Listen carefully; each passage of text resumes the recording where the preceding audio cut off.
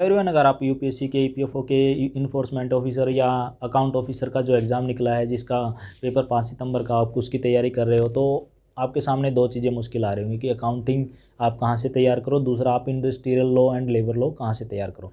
तो आज मैं आपको कुछ ऑथेंटिक सोर्स बताऊंगा जहाँ से आपको जो डेटा मिलेगा वो ऑथेंटिक मिलेगा, प्लस उसमें गलतियाँ मिलने के चांसेस बहुत कम हैं। तो इसमें जो आज जो हम रिव्यू करने वाले हैं, मेरे पास एक बुक है जिसका नाम है लॉज एंड इथिक्स। एथिक्स आपको पढ़ने की ज़रूरत नहीं है, इसमें से आपको लॉज देखना है खाली। ठीक है जी।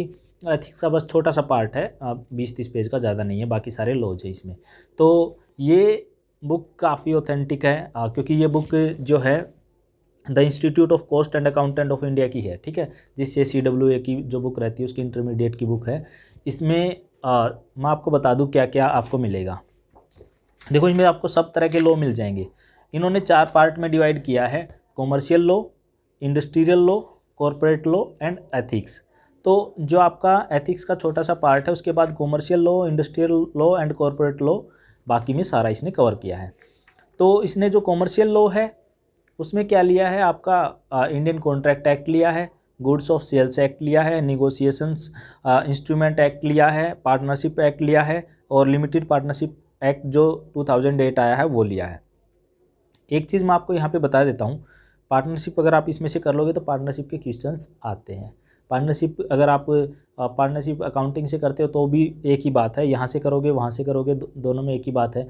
पिछली बार क्वेश्चन आया था पार्टनरशिप से कि अगर पार्टनर को लॉस होता है और लॉस के बारे में कुछ मेंशन नहीं है तो लॉस किस रेशियो में बियर किया जाएगा, तो वो सारा आपको इसके पहले दूसरे पेज पे मिल जाएगा। तो वो इक्वल रेशियो में आपको डिस्ट्रीब्यूट किया जाता है। ये आपको ज़्यादा पढ़ने की ज़रूरत नहीं पड़ेगी, आपका हो जाएगा। फिर दूसरा इन्होंने इंडस्ट्रियल लॉ दे रखे हैं।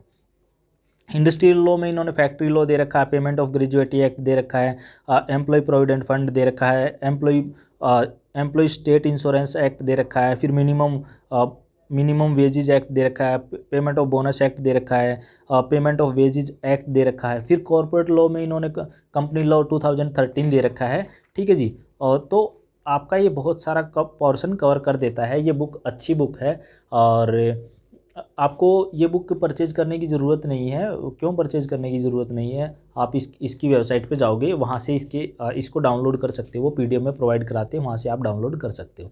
ठीक है, अगर किसी को नहीं मिलता है तो आप मेरे चैनल पे जो द स्टडी गुरु का लिंक है, आप टेलीग्राम पे वहाँ से डाउनलोड कर सकते हो। तो इसमें इन्होंने सारी चीज़ें कॉन्ट्रैक्ट एक्ट में भी अलग से बता रखी हैं कि जो वैलिड कॉन्ट्रैक्ट एक्ट होता है उसमें क्या होता है, वॉइड में क्या होता है, कंसिडरेशन क्या होता है। ये जो मेन चीज़ें इन्हें सारी दे रखी हैं। इसी तरह सेल्स ऑफ गुड्स में ये बुक मैं कहता हूँ बहुत अच्छी बुक है। अगर आपको कोई मतलब आप अकाउंटिंग का कोई और एग्जाम भी दोगे, मान लो असिस्टेंट प्रोविडेंट फंड कमिश्नर का भी दोगे, तो भी ये बुक उतनी ही हेल्पफुल है। इसके अलावा अगर आप RBI के लिए जाओगे, RBI ग्रेड B के लिए, तो भी इसके लिए ये बुक इतनी ही इम्पोर्टेंट है। ठीक है जी। तो इसमें फिर उसके बाद सेल्स ऑफ गुड्स एक्ट में ट्रांसफ़र का मीनिंग क्या होता है, ये सारी चीज़ें इन्होंने दे रखा है। फिर निगोशिएशन एक्ट में निगोशिएशन की डेफिनेशन, इनमें आपको थोड़ा थोड़ा बेसिक आइडिया होना चाहिए। फिर ये एक्ट कब कब बने थे ये तो आपको एटलीस्ट पता होने चाहिए। फिर पार्टनरशिप एक्ट है। पार्टनरशिप में देखो ये दे रखा राइट एंड लायबिलिटी, पार्टनरशिप का मीनिंग, और फिर उसकी फॉर्मेशन, रिकन्स्टिट्यूशन, डिवोल्यूशन किस तरह से होता है। फिर limited liability partnership, limited liability partnership क्या होती है, उसका एक्ट 2008 आया था, उसमें क्या होता है, आपको ये सारी चीज़ें देखनी है। फिर इंडस्ट्रियल लॉ में आपको फैक्ट्रीज एक्ट 1948 देखना, उसमें उसके ऑब्जेक्ट, स्कोप और ये सारी चीज़ें दे रखी हैं। फिर ग्रेजुएटी एक्ट दे रखा है, आपको वो भी पता होना चाहिए। और फिर employ provident fund and miscellaneous provision act, ये मैं आपको सलाह दूंगा इसी बुक से कर लेना, बहुत अच्छा है। क्योंकि आप एम्प्लॉय प्रोविडेंट फंड का ही एग्ज़ाम देने जा रहे हो, EPF का ही एग्ज़ाम देने जा रहे हो, 2-3 क्वेश्चन इसी चैप्टर से आपको मिल जाएंगे डायरेक्टली इनडायरेक्टली, और 2-3 क्वेश्चन का बहुत मैटर करता है आपके सिलेक्शन में। ठीक है जी। फिर आता है employ state insurance act. Insurance का पिछली बार क्वेश्चन भी आया था और इंश्योरेंस का इन्होंने दे भी रखा है। ठीक है जी। तो आपका यहाँ से भी एक थोड़ा सा पोर्शन कवर हो जाएगा। फिर आता है पेमेंट ऑफ बोनस एक्ट, ये भी आपका एम्प्लॉय प्रोविडेंट फंड या इनसे ही रिलेटेड एम्प्लॉय से, तो ये भी आपको करना। मिनिमम वेजेज एक्ट, ये भी आपका इसी का पार्ट आ जाएगा, क्योंकि आपका जो काम है वो एम्प्लॉय से रिलेटेड ही होगा जब आप फील्ड में जाओगे, तो आपका ये भी इसमें कवर हो जाएगा। फिर उसके बाद मिनिमम वेजेज एक्ट, उसमें ऑब्जेक्ट स्कोप एंड एप्लीकेबिलिटी दे रखी है, वो भी आपका यहाँ पे कवर हो जाएगा। फिर आता है आपका पेमेंट ऑफ वेजेज एक्ट 1936, वो भी आपका यहाँ से कवर हो जाएगा। फिर आपका कंपनी एक्ट इसमें 2013 दे रखा है जो लेटेस्ट है, क्योंकि उससे पहले 1956 चलता था कंपनीज एक्ट, तो उसको अमेंड करके जब 2013 में नया लेके आए थे, इसमें नए वाला है, तो आपको ये भी अच्छा मिल जाएगा। दूसरा कि आप अगर और हम मार्केट से बुक्स लेके आते हैं उनसे ये ज़्यादा ऑथेंटिक होती हैं, क्योंकि ये बुक में गलती के चांसेस कम होते हैं। उनको जो लिखते हैं वो इतने एफिशिएंट नहीं होते, लेकिन इनको जो लिखते हैं वो जिन्होंने CMA कर रखी है, CA कर रखी है, उसके बाद डॉक्टरेट वगैरह कर रखी है, वो लोग लिखते हैं, तो इसमें गलती के चांसेस कम रहते हैं। क्योंकि ये तो ऑल ओवर इंडिया में चलती हैं बुक्स, और ये नहीं है कि एक दिन के लिए चलनी है तो सारी साल जब चलती रहती 6 महीने के हिसाब से। ठीक है जी। एथिक्स वाला आपको देखने की ज़रूरत नहीं है, एथिक्स से तो खाली इन्होंने 5-6 पेज दे रखे हैं, बाकी सारे इन्होंने 300-400 पेज में यही दे रखा है। तो इसके बाद अगर मैं आपको इसका कुछ चैप्टर वगैरह दिखाऊं तो कुछ इस तरह से इन्होंने चैप्टर का वो कर रखा है डिस्ट्रीब्यूशन।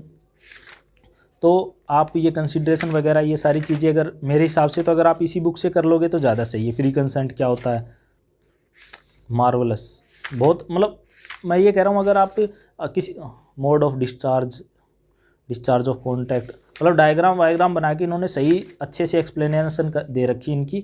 और अगर आप ये एग्ज़ाम नहीं तो अकाउंटिंग का, अगर SSC में भी एक अलग से अकाउंटिंग का आता है तो वहाँ पे भी ये कवर हो जाएगा। और भी अगर जहाँ पे भी अकाउंटिंग का पोर्शन आता है और इस तरह के क्वेश्चन आते हैं वहाँ पे ये सब जगह काम आएगा।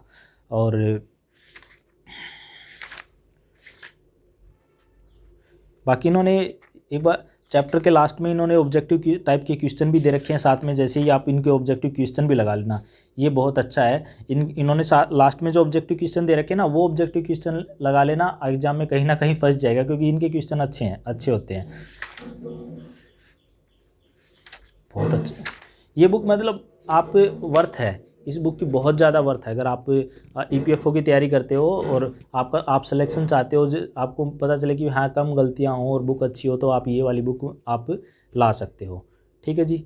और आप मेरे चैनल को सब्सक्राइब कर सकते हो, लाइक कर सकते हो, शेयर कर सकते हो, अपने दोस्तों के साथ शेयर कर सकते हो, कमेंट कर सकते हो। अगर आपकी कोई क्वेरी है तो अगर आपको कोई और बुक रिव्यू करानी है तो आप मुझे बता सकते हो। और ये बुक चाहिए तो आप मेरे टेलीग्राम से ले सकते हो, नहीं मिल रही तो आप कमेंट करके मुझे बता सकते हो। इस वीडियो में इतना ही, मिलते हैं नेक्स्ट वीडियो में। थैंक्स।